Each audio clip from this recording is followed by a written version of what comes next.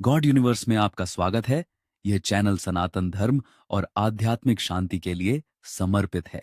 कुछ स्थान ऐसे होते हैं जहां पहुंचते ही मन अपने आप शांत हो जाता है। नागेश्वर ज्योतिर्लिंग ऐसा ही एक दिव्य स्थान है। नमस्कार। चलिए आज एक यात्रा पर चलते हैं, लेकिन ये यात्रा किसी नक्शे पर नहीं बल्कि हमारे हृदय के भीतर होगी। एक ऐसी कहानी की ओर जो पत्थर में बसी आस्था और अंधकार में जलते एक दिए की है। ये नागेश्वर की यात्रा है। एक सवाल उठता है मन में कि जब चारों ओर सिर्फ दीवारें हों, जब हर रास्ता बंद हो जाए, तो एक प्रार्थना अपना घर कहाँ ढूंढती है? इसका जवाब भी उतना ही गहरा है। वो खामोशी में अपना घर पाती है। वो हमारे हृदय में ही एक मंदिर बना लेती है।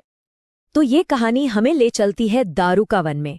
अब ये कोई साधारण जंगल नहीं था, नहीं, ये एक ऐसा वन था जो अपनी मर्जी से, अपनी इच्छा से कहीं भी जा सकता था। और इसी वन में रहता था एक अत्याचारी दैत्य दारुक, जिसके डर से आस्था भी कांपती थी।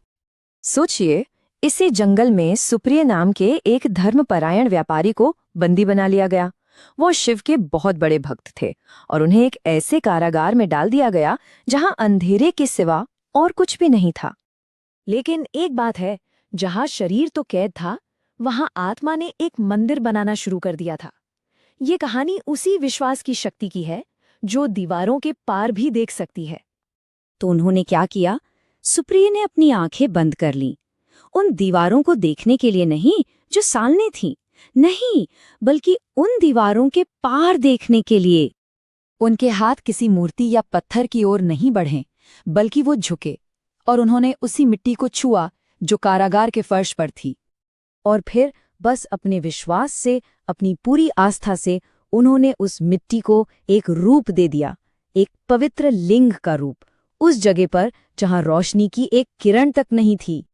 मानो उनके भीतर से एक ही आवाज, एक ही प्रार्थना उठी, हे प्रभु, अगर मेरा हृदय ही आपका मंदिर है, तो फिर इन पत्थर की दीवारों की क्या शक्ति है?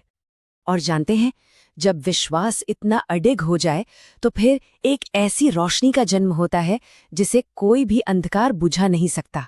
वो घड़ी आ गई थी जब सर्पों के स्वामी को प्रकट होना था। सोचिए उस पल को।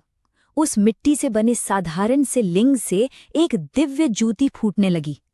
वो प्रकाश इतना कोमल था, फिर भी इतना तेज कि कारागार की पत्थर की दीवारें भी चमक उठी। अंधकार में आंखें चौंधिया गई और वो अत्याचारी दारुक भी उस अप्रत्याशित चमक को देखकर स्तब्ध रह गया। और उस प्रकाश के ठीक केंद्र में स्वयं भगवान शिव प्रकट हुए। हाँ, रक्षक ने अपने भक्त की पुकार सुन ली थी। एक ही क्षण में उन्होंने दारुक का अंत किया और अपने भक्त सुप्रिय की रक्षा की। और सुप्रिय की प्रार्थना पर शिव वहीं ज्योतिर्लिंग के रूप में बस गए और कहलाए नागेश्वर, जिसका अर्थ है सर्पों के स्वामी। वो जो हर तरह के विष को हर लेते हैं, चाहे वो विष हमारे शरीर का हो, मन का हो या फिर आत्मा का। तो सुप्रिय ने जो विश्वास का बीज उस अंधेरी कोठरी में बोया था ना, वो समय के साथ एक बहुत बड़ा, एक विशाल वृक्ष बन गया। अब कहानी उस कारागार से निकलकर सदियों के लंबे सफर पर चलती है, जहां उसी आस्था को पत्थरों में तराशा गया।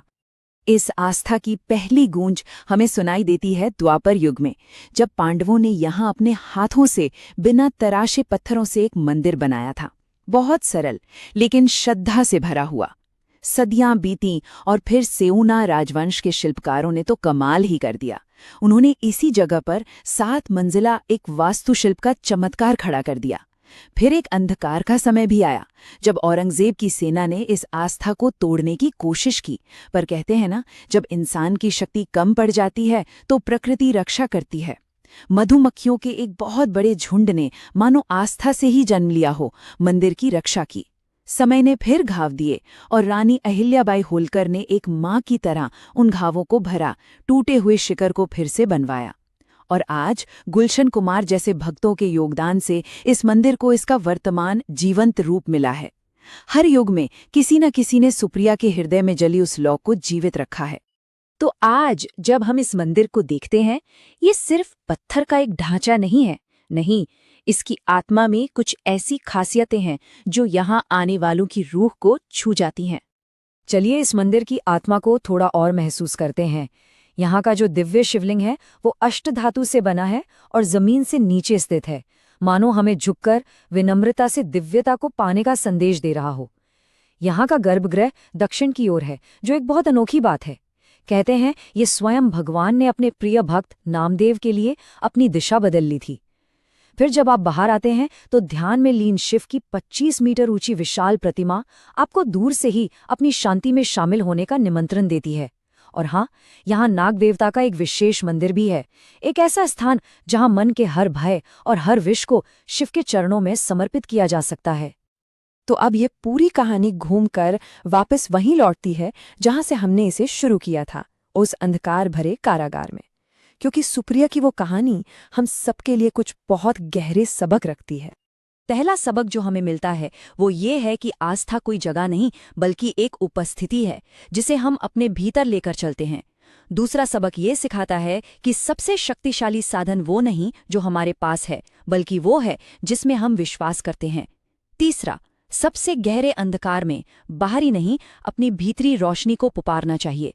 चौथा सबक है कि असली शत्रु बाहर नहीं, हमारे मन का विष, डर, शक और क्रोध ही हमारा असली शत्रु है। और पांचवा, कि सच्ची स्वतंत्रता शरीर की नहीं बल्कि आत्मा की एक अवस्था है। इसका मतलब नागेश्वर की यात्रा द्वारका से सिर्फ 17 किलोमीटर की दूरी तय करना नहीं है। नहीं, ये यात्रा तो अपने भीतर के उस सुप्रिय को खोजने की है जो किसी भी अंधकार में अपनी रोशनी खुद बना सकता है। ओम नमः शिवाय। सनातन प्रेमियों, अगर आपको सनातन धर्म और हिंदू आध्यात्मिक ज्ञान पसंद है तो वीडियो को लाइक करें, शेयर करें और चैनल को सब्सक्राइब करें। धन्यवाद।